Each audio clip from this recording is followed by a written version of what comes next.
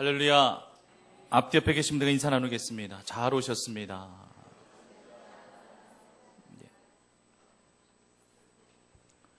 아까 지진 있었는데 감지하셨어요? 예, 모르시는 분은, 감지 못하신 분은 둔하셔서 감지를 못하신 건지, 어느 정도 저는 바람이 세차게 부르는데도 이렇게 흔들리나 싶을 정도로. 근데 곧 휴대폰에 막 띠 소리 나고 막 그랬죠. 예, 저 갑자기 무슨 소린가 했어요. 제 핸드폰 고장 난 줄 알았어요, 솔직히. 갑자기 왜 저래 제가 막 이랬거든요. 알고 봤더니만 재난을 알려주는 그런 메시지였습니다. 하나님께서 딱 한번 흔드시니까 요것 가지고도 우리나라는 지금 막 놀란 가슴을 쓸어내립니다. 그렇죠? 이웃 일본이나 중국이나 대만은요, 큰 지진을 이미 경험을 했어요. 그래서 일본 같은 경우는 이미 지진에 대한 그러한 대비를 철저하게 이미 시스템을 구축해 놓고 이미 하고 있죠. 근데 우리나라는 아직 사실상 좀 그런 게 좀 열악합니다. 부족합니다. 아직 그런 훈련 시스템이 좀 없어요. 저번에 작년인가 큰 지진 한번 있었고, 두 번째로 경험하는 지진인데, 뉴스를 보니까 와, 막 건물도 무너지더라고요, 보니까. 그러니까 포항 사시는 분들, 저번에는 경주에서 지진 한번 일어났었죠. 이번에 또 경상도에서 또 이렇게 지진이 그쪽에서 일어났는데, 이제는 지진에 있어서도 결코 우리나라는 더 이상 안전지대가 아니구나 하는 것을 다시 한번 깨달아 알게 됩니다. 정말 하나님이 지켜주셔야지만 살 수밖에 없는 인생이다라는 것을 다시 한번 뼈저리게 느껴보는 오늘이었습니다. 오늘 본문에서도요, 하나님께서 하늘의 문을 한번 흔드시니까, 하늘을 한번 흔드시니까 하나님께서 이제 불순종한 패역한 그런 이방의 선지자들은 다 하나님께서 제거하시고, 그리고 오직 하나님만이 살아계신 유일한 하나님이심을 이제 이스라엘 백성들에게 또 많은 사람들에게 입증해 보이시는 그런 유명한 사건이 오늘 본문 말씀에 언급되어져 있습니다. 이미 이런 일들을 행하시기 전에 하나님께서 이미 이스라엘 백성들을 향하여서 엘리야 선지자를 통해서 이미 하나님께서는 경고를 하셨거든요. 기회를 주셨거든요. 두 사이에서 더 이상 머뭇머뭇하지 말고 하나님이든지 바알이든지 좀 너희들 신앙의 색깔을 좀 분명히 해야 되지 않겠느냐. 왜 양수겸장이라고 두 손에 다 쥐고 그냥 하나님 섬기는 게 좋아 보면 하나님 섬기고 바알 섬기는 게 좋아 보면 바알 섬기고 이런 식으로 하지 말고 너희들 분명히 온전하게 하나를 선택해. 하나님이 정말 하나님이라 생각하면은 하나님을 섬길 것이요, 바알이 하나님이라 생각하면 바알을 섬길 것이니라. 언제까지 그렇게 양다리 걸쳐놓고 신앙생활 할래? 이렇게 말씀하고 있는 거죠. 근데 그때 이스라엘 백성들은 대답을 못했어요. 그렇게 선지자를 통해서 그렇게 권면을 받았으면은 그때서라도 돌이켜보니까 저희가 바알도 섬겼던 것 같네요. 아이고 선지자님 죄송합니다. 이제부터라도 하나님만 섬기겠습니다 하면 좋잖아요. 그런데 그들은 한 말도 대답하지 못했어요. 그거는요, 이 백성들이 물론 이 바알을 진짜 하나님으로 생각하고 그들이 바알을 섬긴 것은 아니었을 것입니다. 그럼 무엇이 문제였느냐? 여호와 하나님만이 진정한 하나님이냐, 여기에 대한 확신이 없었기 때문에 그들이 아무런 대답을 하지 못한 거예요. 성도님들은 여호와 아버지 하나님만이 유일한 우리를 구원하실 하나님이심을 믿습니까? 여러분들 이렇게 대답하면 좋잖아요. 이스라엘 백성들도 이렇게 대답하면 좋지 않습니까? 근데 한 말도 대답하지 못했던 것은 바알이 하나님을 알고 있었기 때문에 그렇게 고백 못한 것이 아니라 진정 하나님만이 나를 살려주시고 나를 구원하실 참 하나님이신가에 대한 확신이 없기 때문에 아무런 대답을 하지 못했다고 하는 것입니다. 인류 역사를 본다는 할지라도 언제나 큰 불행과 고통은요, 이처럼 여호와를 아는 지식이 없는 것에서부터 시작이 되어지는 거예요. 여호와를 아는 지식이라는 것이 뭐겠습니까? 하나님께서 우리에게 무슨 지식 요구하겠어요? 우리에게 지식 요구하는 그 여호와를 아는 지식이라고 하는 것은 다른 거 아니에요. 여호와 하나님만이 우리의 참 하나님이 되신다는 것을, 이것을 아는 것이 여호와를 아는 지식인 줄 믿으시기를 바랍니다. 근데 이게 이스라엘 백성들은 이게 없는 거예요. 이걸 못하는 거예요. 그러니까 답답한 일이죠. 택함 받은 선민이 이루고 있으니. 내일이 이제 수능이지만 아마도 내일은요, 이제 자신들이, 학부모들이겠죠, 주로 학부모들이 자신들이 믿고 있는 아마 이 신에 대해서 아주 절절하게 아마 매달리게 되는 그런 광경들을 아마 이곳저곳에서 아마 보게 되어지리라 생각합니다. 우리 크리스찬들이 당연히 하나님 앞에 기도하죠. 자녀들을 이제 고사장으로 떠나보낼 때도 또 기도 한번 해주면서, 간절히 해주면서 또 그렇게 떠나보내게 되어질 것이고, 꼭 시험 칠 때마다 1교시, 2교시 꼭 시작할 때마다 기도하면서 시작해라, 또 그런 식으로 기도를 또 권면하게 될 것이고, 당연히 그렇죠. 또 교회에서 기도하고 현장에서 기도하는 모습들이 분명히 보여질 거예요. 그런데 또 만약 그 학부모가 절에 다닌다, 철저한 불자다, 이렇단다 할지라면 아마 내일 절에 가셔서 허리와 다리가 그렇게 아프단다 할지라도, 관절염이 있단다 할지라도 아마 몇 번 절할까요? 아마 108번? 108번 갖고 될까요? 그분들은 아마 그렇게 생각 안 해요. 조희자 원사님이야 108번 정도 하면 되겠죠. 그건 우리 생각이지. 그분들은요 1000번이라 한다 할지라도 내 자식만 합격할 수만 있다면 1000번 합니다. 관절염, 요통, 허리, 이 디스크, 이거 고통하고 있어도, 고통스러워도 그분들은 그렇게 해야 되는 걸로 알고 있어요. 그렇게 할 거예요 아마. 여기 계신 분들 한 분 안 계시겠지만은, 절에 다니시는 분들은 그렇다는 얘기예요. 지금은 잘 모르겠지만 예전에 보면 학교 정문에 엿을 쫙 붙여놓기도 하잖아요. 그렇죠? 붙어라. 근데 정말 흉측하더라고요. 정문에다 그냥 막 곳곳에 그냥 막 엿을 붙여놓는데, 그 학교 수위 아저씨가 굉장히 싫어하실 것 같더라고요, 보니까. 요즘 풍속들은 잘 모르겠습니다. 저도 이제 내일 이제 아들이, 저도 시험 보니까 가보면 알겠죠. 엿이 붙어 있는지 안 붙어 있는지 가서 한번 확인해 보겠습니다만은, 요즘은 과연 풍속도 어떻게 달라지는지 잘 모르겠어요. 예전 같았으면 막 포크를 사주질 않나. 포크를 사준다는 건 뭘 의미하는 거예요? 잘 어떻게 하라고요? 잘 찍어라. 공부 안 한 애들이 잘 찍는 거죠, 그죠? 물론 공부했어도 모르는 문제는 찍어야 되겠지만 잘 찍으라고 포크 사주고, 또 두루마기 휴지를 사주는 건 어떻게 하라는 얘기예요? 잘 뭐 하라고요? 잘 풀어라. 이게 다 물론 장난삼아 재미스럽게 하는 그러한 행동들이란다 할지라도 약간의 어떤 미신적인 측면들은 다 있는 거예요. 다 그런 게 있는 거예요. 내일 우리 아이가 과연 원하는 대학교에 합격할지 안 할지 혹시 점장이에게 가서 물어보는 분들도 계실까요? 안 계실까요? 어떻게 생각하세요? 있을 것 같아요? 없을 것 같아요? 분명히 있습니다. 예, 분명히 있어요. 내일은 아마, 오늘도 그렇고 내일은 아마 점장이가 대목 보는 날이었을 것 같아요. 아마 요 며칠 사이는 아마 점장이들이 대목 보고, 그래서 복채를 더 줘가면서도 제발 좀 점장이한테 붙드는 거죠. 전장이한테 매달리는 거예요. 제발 좀 우리 아이 좀 합격 좀 하게 해달라고. 점장이가 뭐 대신 시험 보게 해주나요? 무슨 점장이한테 무슨 복채까지 막 더 줘가면서 합격시켜달라고 그렇게 그런 식으로 매달리느냐 얘기입니다. 참 세상이 요지경 인생 속입니다.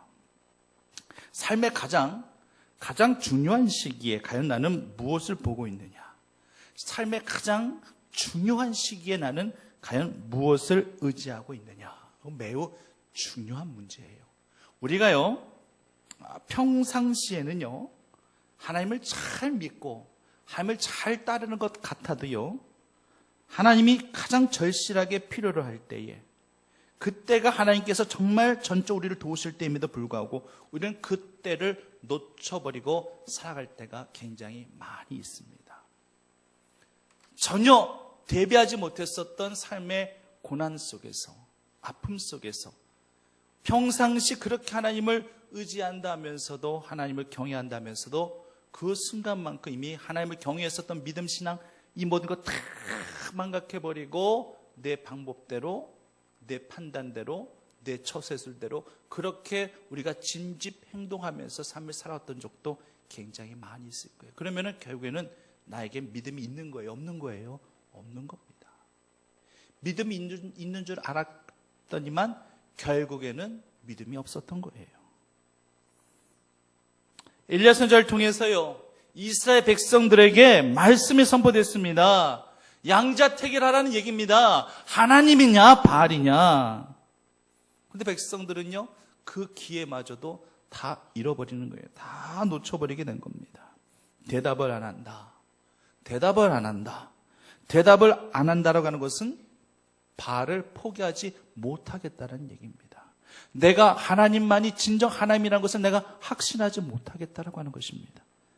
그러면은 지금 대답을 못할 이유가 하나도 없어요. 지금의 현실은 왕도 바알을 섬기고 있고, 왕비도 지금 바알을 섬기고 있고, 지금 지금 문화 콘텐츠, 지금 종교 콘텐츠가 지금 완전히 바알을 향하여 지금 다 가 있는 그런 상황 속에서 바알을 섬겨야지만 내가 좀 더 유하게 살 수 있는 그런 이 환경인데 내가 어떻게 바알을 포기할 수 있겠느냐.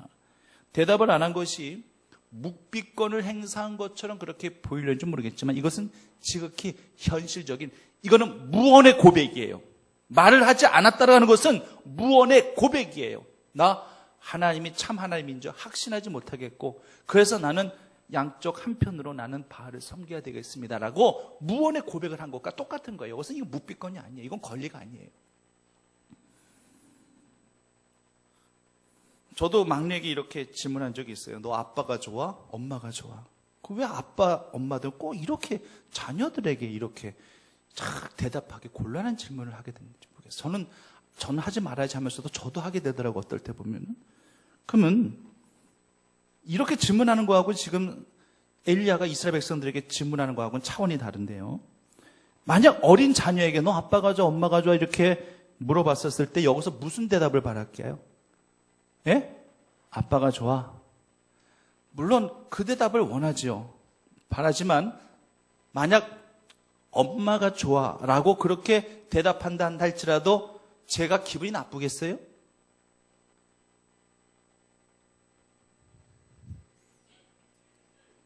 아빠하고 엄마 부부 사이 관계가 안 좋으면 기분이 나쁠 수 있어요. 그렇죠? 그런데 아무래도 아이가 엄마랑 같이 있는 시간들이 많다 보니까 엄마가 좋다라고 이야기하는 거구나. 그래도 엄마라도 좋다고 하니까 다행이다. 만약에 엄마도 싫고 아빠도 싫어, 이만 심각한 거예요. 이건 문제가 심각한 거지만 그래도 엄마가 좋아라고 하는 것은 그래도 엄마와의 유대감이 그래도 잘 형성되어져 있다는 거잖아요. 그 아빠가 그거 싫어할 이유가 없어요. 그것 때문에 너 그래 봐. 너랑 이제 안 놀아. 너 이제 먹을 것도 맛있는 것도 안 사주고, 너 어디도 안 데려가고, 너 이제 그렇게 해봐. 그럼 똑같은 거예요, 그 아빠는. 그런 아빠가 어디 있겠어요. 물론 가장 좋은 시나리오는 아빠도 좋고, 엄마도 좋고, 아빠는 더 좋고, 이래주면야 좋겠지만은 설령 이렇게 하지 않는다 할지라도 전혀 그런 마음이 안 들어요. 지금 엘리야 선지자가 원하는 대답이 있습니다. 바알도 좋고 하나님도 좋고 이건 아니에요. 이건 절대적으로 아닌 겁니다. 종이 두 주인을 섬길 수 없는 것과 마찬가지로 한 주인을 선택해야만 하는 것임에도 불구하고 그들은 선택을 하지 못하는 거예요. 지금 다 답을 가르쳐주고 있는 것과 마찬가지잖아요.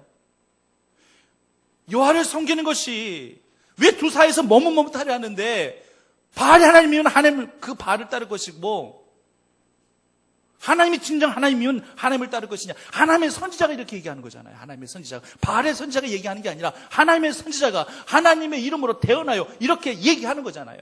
그럼 당연히 하나님만 따르겠습니다. 얘기하면 되는 거예요. 대답하면 되는 거예요. 그것도 못하더라는 얘기입니다. 이게 얼마나 답답하겠어요. 이때 당시 하나님의 관점, 하나님의 입장에서 아마 이스라엘 백성들 한번 살펴보십시오. 하나님께서 어떤 마음이셨어요? 이걸 내가 택한 선민이라고, 정말 내가 이런 민족을 내가 택해가지고 여태껏 내가 이렇게 이들을 아끼고 사랑하고 여태껏 내가 이들을 이끌어 왔느냐. 정말 내가 언제까지 너희들을 믿어줘야 되니? 내가 언제까지 너희들에게 뭘 이렇게 보여줘야 되니? 자꾸만 보여주는 그런 표적 갖고만 너희들 나 믿을래. 참 하나님의 마음이 아마 그러셨을 거예요. 아마도.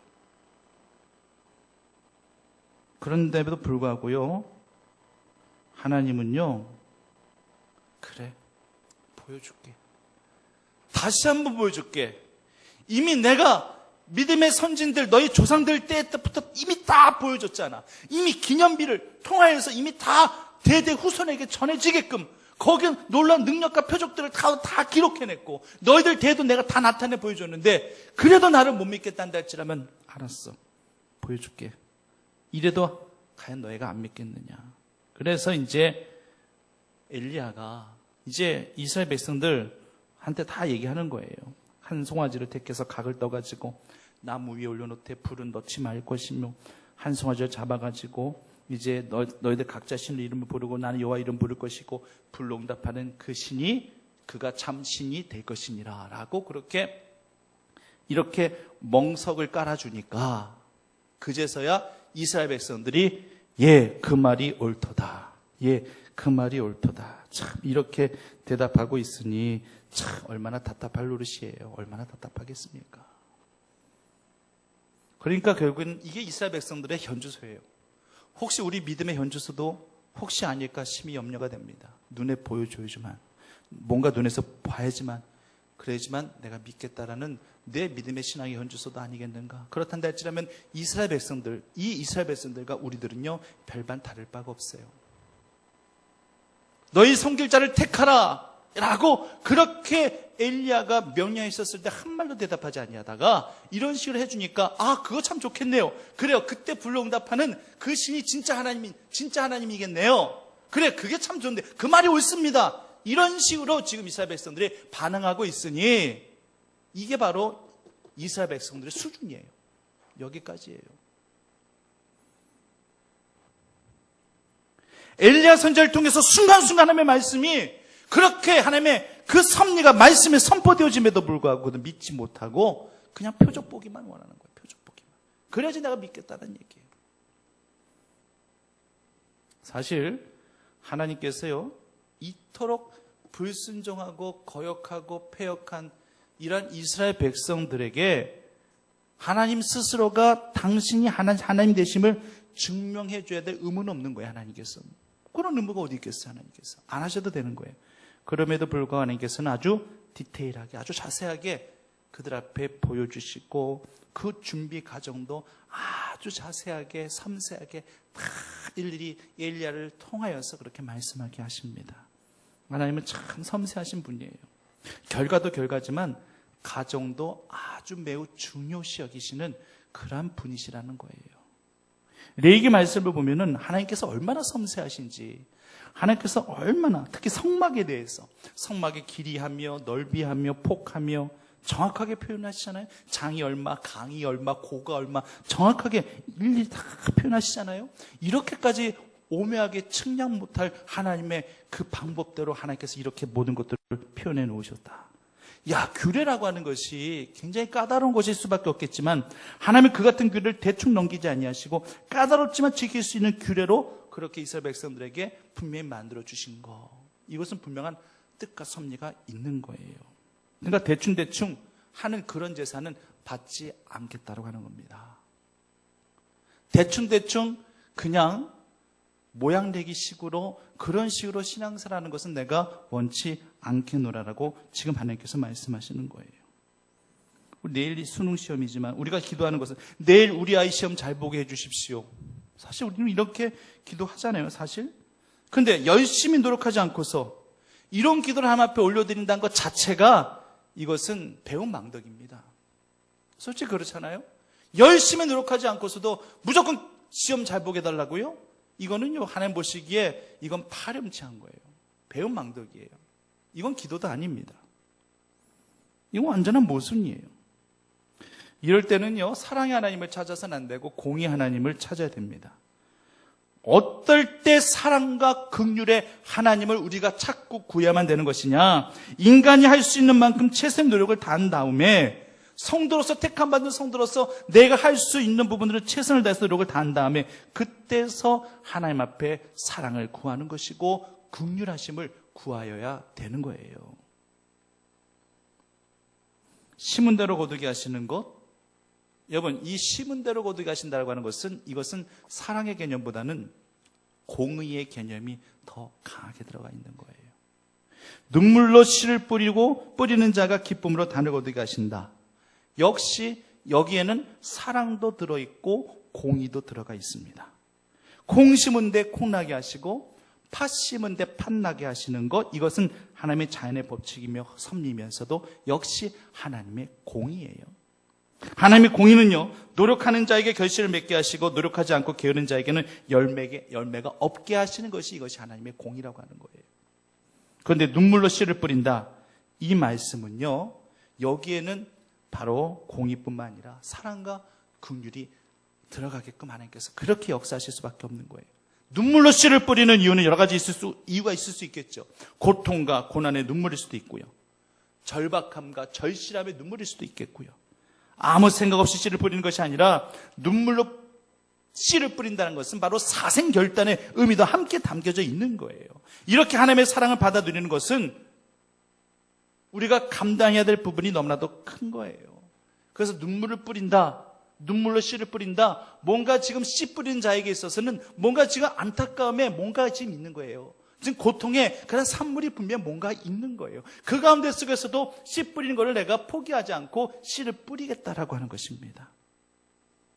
하나님이 막아놓으시면 아무것도 안 되는 것이니까, 하나님 지금 이 같은 상황은 무척이나 열악한 상황이고 힘겨운 상황이고 내가 씨를 뿌릴 수 없는 그런 상황임에도 불구하고 나는 지금 절실한 마음으로 이 같은 환경 속에서도 나는 눈물을 흘리는 마음으로, 애타는 마음으로, 그렇게 간절한 마음으로 내가 씨를 뿌리겠으니 하나님께서 거두게 하여 주시옵소서. 이런 사생결단의 마음을 가지고 지금 눈물로 씨를 뿌리게 된다고 하는 것입니다. 이러할 때에, 이런 마음들이 하나님 앞에 온전히 헤아려지게 되어질 때에 하나님께서는 공의 하나님이실 뿐만 아니라 그때서는 이제 사랑의 하나님으로 모든 것들을 플러스 알파로 더하여 주시는 주의 은혜가 있게 되는 것입니다. 먼저 그의 나라와 그의 의를 구하라. 그러면 이 모든 것들을 너희에게 더하시리라. 더하신다는 것은 바로 사랑과 긍휼의 개념이 바로 여기 들어가 있다라고 하는 것입니다. 그렇기 때문에요, 우리는 늘 평상시에도 늘 하나님을 의식하며 그렇게 살아갈 수 있어야 됩니다. 하나님을 경외하면서 하나님의 사랑과 공의가 자연스럽게 내 삶에 철철 넘치도록, 흘러가도록 늘 순종하며 신앙생활을 해야만 하는 것입니다.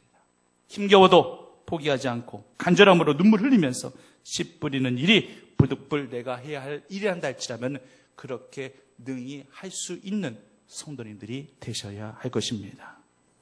근데 어떤 사람들에게는요, 철저히 하나님께서 공의의 하나님으로만, 그 잣대로만 그 사람을 상대하시는 경우도 있어요. 그런 사람들은 그만큼 이성적인 잣대로 살아가기 때문에 하나님께서 그렇게 상대하시는 거예요. 물론 하나님께서 이 사람을 내가 내 사람으로 만들어야 되겠다 싶으시다면 하는 일마다 하나님께서 브레이크를 거셔가지고 안 되게 하실 수도 있어요. 내가 노력한 만큼도 거두지 못하게 하실 수도 있다라는 얘기예요. 그래서 빨리 깨닫고 하나님께로 돌아오시게끔 그렇게 하는 경우가 분명히 있습니다. 하나님께서 사울을 그렇게 강권조로 이끄셔서 하나님의 사람 되게 하셨듯이 마찬가지예요. 이때는 공의 하나님보다는 사랑의 하나님의 개념이 더 강한 겁니다. 하나님이 그 영혼을 택하지 아니하셨단다 할지라면 이렇게 하지도 아니하셨을 테니까요. 하나님의 택하심은 전적인 하나님의 주권이지만 우리 입장에서는 전적인 은혜요, 갚을 수 없는 사랑이기 때문에 그렇습니다. 하나님께서 여러분들 각자를 택하심은 바로 하나님의 전적인 사랑임을 기억하셔야 된다는 것입니다. 지금 바알 선지자들 모습을 한번 보십시오. 나름대로 공의를 구하고 있어요. 바알 제사장들은요, 아침부터 낮까지 바알의 이름을 불러가면서 바알이요, 응답하소서 부르지만 아무런 소리도 없습니다. 그러자 이제 쌓은 단 주위에서 뛰놀며 소위 몸부림치는 기도를 이들은 올려드리는 거예요. 정오가 되도록 응답이 없을 때에 그때 이제 엘리야가 이제 바알을 조롱하기 시작합니다. 야, 큰 소리를 불러봐. 너희도 소리가 너무 작잖아. 큰 소리를 불러봐. 저는 신인 줄 묵상하고 있는지 혹시 잠깐 나갔는지 혹시 잠들어서 지금 깨워야 될 상황인지도 모르니까 한번 흔들어, 한번 깨워야 되니까 큰 소리로 한번 불러봐. 이렇게 솔직히 엘리야 선지자가 비꼬 왔어요. 그랬더니만 이들이 이제 거기에 자극받아가지고 큰 소리를 부르고 규례를 따라 피가 흐르기까지 칼과 창으로 자기 몸을 막 상하게 하는 겁니다. 이게 일명 뭐예요? 자해야, 자해. 자해, 공갈단도 아니고 그냥 스스로 자해버리는 거예요. 왜? 안 들어주니까. 이거 돼야 되는데 이거 발이 빨리 여기 지금 불을 내려가지고 이 도랑이 물을 다 훑어버려야 되는데 아무리 외치고 불러도 큰 소리로 외쳐 불러도 지금 한 사람도 아니고 지금 아스라 선지자, 바알 선지자 축 850명이잖아요. 850명이 다 함께 소리내서 큰 소리로 그냥 막 소리내서 나름대로 기도했단다 할지라면 그 주변이 얼마나 막 큰 소리로 쩌렁쩌렁 울렸겠어요. 또 산이었으니 얼마나 또 메아리가 쳐가지고 고동쳤었겠어요. 어마어마했겠죠. 그래도 응답이 없으니까 그들이 할 수 있는 건 뭐예요? 그냥 막 피를 보게끔 하는 거예요. 몸을 상하게 하는 거예요. 열광적인 항월경에 빠져가면서 그냥 우리 이렇게 피를 내면서까지 기도한다는 것을 보여주는, 지금으로 표현한다는 할지는 완전히 이단 중에 이단이겠지만요. 그렇게 한다고 되나요? 안 되죠. 안 되죠. 그들의 힘쓰고 애쓰고 그렇게 했음에도 불구하고 응답이 없자 정성이 부족한 탓으로 여겨가지고 더 자극적인 그런 자회와 고행까지 그냥 그들은 그냥 애써 동원해버리는 것입니다.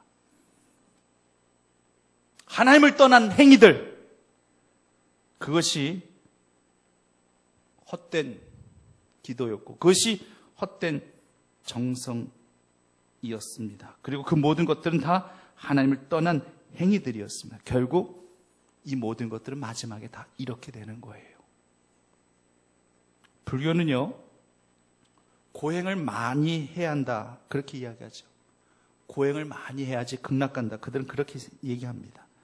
직접 몸에 칼을 대면서 자해를 하진 않겠지만 그만큼 내 육신이 망가지고 해야지만 극락간다고 생각해요. 하나님을 떠난 행위들은 다 이런 거예요. 마지막은 다 이렇습니다. 하나님은요, 결코 우리에게 이렇게까지 하면서 매달리기를 절대 원하시는 아니하십니다. 그 마음 중심이 온전히 하나님만 향해 있다면 우리는 우리 마음의 진심을 담아 주님께 간구하며 매달릴 때에 그때 하나님께서 응답하여 주실 줄 믿습니다. 기도를 가학적으로도 그렇게 막 할 필요가 없어요. 어떤 분들은 그냥 막 자신을 막 때리면서 기도하신 분도 계시더라고요. 가슴을 마구 세게 치면서, 물론 본인이 답답한 게 뭔가 있으니까 기도하면서 답답하니까 막 가슴을 세게 치시면서 기도하시겠지만 그러다가 심장마비라도 오면 어떡하시려고 그렇게 막 가슴을 세게 치시면서 기도하십니까? 기도할 때는 모르죠. 근데 나중에 딱 집에 오셔서 한번 딱 가슴만 봐보세요. 막 푸르푸르한 멍이 막 들어있을 수도 있어요. 그게 하나님의 방법일까요? 그 마음은 알아요. 오죽 답답했으면 막 가슴을 그냥 쥐어짜고 그냥 막 가슴을 막 때리고 어떨 때는 막 머리까지 쳐요. 머리까지 때리면서 막 기도하고, 물론 본인이 지금 영적으로 해방받고 있기 때문에 그런 거예요. 영적으로 해방받는다는 거 본인이 알아. 본인이 알기 때문에 여기에서부터 뭔가 빠져나오고 싶어가지고 막 머리도 때리는 것이고, 뭔가 여기에 매여져 있어. 그냥 뭔가 지금 꽉 눌려 있어. 그러니까 이게 하도 안타깝고 답답하니까 그냥 막 가슴을 치는 그 마음은 제가 모르는 바가 아니에요. 그러나 그렇게 한다 해서 해결되는 건 아닙니다. 차라리 하나님 앞에 솔직하게 모든 것들을 내려놓고 비워진 모습으로 주님 앞에 간절히 간구만 하시면 돼요. 그렇게 막 각조로 막 육신을 치면서까지 그렇게 하실 필요는 없어요. 그렇게 하셔서는 안 됩니다. 그것은 사탄이 또 우리에게 그렇게 요구하고 있어요. 왜? 그것이 육신적으로 우리에게 뭔가 해를 입히게끔. 하나님께서는 그렇게 하실 분이 아닌데 사탄은 그런 식으로 하게끔 그렇게 만들어버려요. 그러니까 거기에 우리가 절대 말려들면 안 된다고 하는 것입니다. 우리는 기도할 때도요, 육신을 쳐서 복종케 해주십시오. 우리는 이런 기도해서는 안 돼요.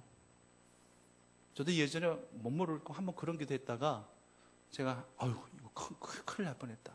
다시 제가 기도를 이렇게 다시 바꿨죠. 육신을 쳐서 복종케 해달라는 것은 하나님께서 내 육신 하나 뭐 하나 어떻게 하셔가지고 그렇게 복종하게 해달라는 것인데 그런 기도를 우리가 해야 될 필요는 없는 거잖아요.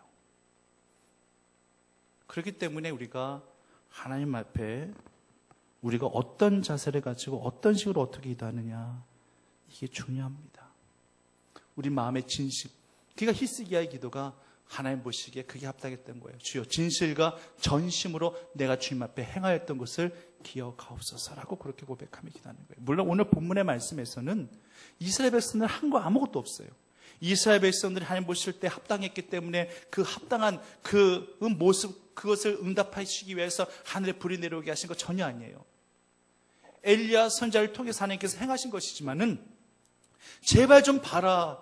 이 하나님이, 너희가 믿고 있는 이 하나님이 바로 유일한 너희를 구원할 하나님이라는 것을 정확하게 보여주기 위해서 이 발의 선지자들을 다 잡아 죽이게 하시고 하나님이 위대한 역사 승리하게끔 이렇게 보여주신 것이지만요, 하나님께서 평상시에 우리를 이끌어 가실 때는 하나님께서는 이런 식으로 이렇게 응답하시기보다는 우리의 마음, 소위 우리 마음의 중심, 우리 마음이 얼마나 하나님 앞에 온전고 합당하게 되어져 있는 그걸 보시고 하나님께서는 판단하신다는 사실을 성도님들 꼭 기억하셔서 기도를 올려드릴 때에도 정말로 마음 중심의 기도, 때로는 자복하고 통회하는 기도, 때로는 구약의 왕들이나 제사장들이 어떤 국가적인 재난과 위기를 당했을 때에 정말 마음을 찢는 마음으로 그렇게 옷을 찢는 그런 행동을 했던 것과 마찬가지로 우리도 그런 마음가짐을 가지고 우리 중심 가운데 통회하고 자복하는 그런 마음으로 주님 앞에 매달리고 간구하며 나아갈 때에 하나님께서 그 진심을 보시고 하나님께서 그 전심을 보시고 우리 기도 가운데 역사를 만들어 주실 줄 믿음으로 고백하실 수 있는 주의 성도들 되시기를 간절히 바랍니다. 그럴 때에 하나님께서 분명히 응답하시는 거예요. 마태복음 6장 7절 말씀에 보면 이런 말씀이 있어요. 기도할 때 이방인과 같이 중언부언하지 말라. 저희는 말을 많이 하여야 들으실 줄 생각하느니라. 말을 많이 한다 하나님께서 들으시는 것이 아니잖아요. 하나님께서 얼마나 우리의 진심을 담아 전심을 하나님 앞에 아래에 있느냐가, 이것이 진정 가장 하나님께서 보시는 합당한 기준임을 우리 성도님들이 꼭 기억하셔서 늘 이 같은 마음가짐으로 언제 어느 때든지 늘 기도에 붙들린 자로 그렇게 기적을 만들어내시는 그러한 기도가 성도님들의 입술을 통해서 온전히 전달되어지기만을 간절히 축원합니다. 살아역사하신 아버지 하나님, 기도만이 살 길인데 하나님 앞에 온전한 표대를 온전히 정하여 주님 앞에 올려드리는 우리의 간구와 우리의 기도가 절대 끊어지지 아니하도록 인도하여 주시옵소서. 늘 주님 뜻 가운데 붙들리게 하시고 늘 하나님의 은혜를 구하며 늘 주님 앞에 순종함으로 나가는 저희 모두가 되게 하여 주시옵소서. 예수님의 이름으로 기도드립니다.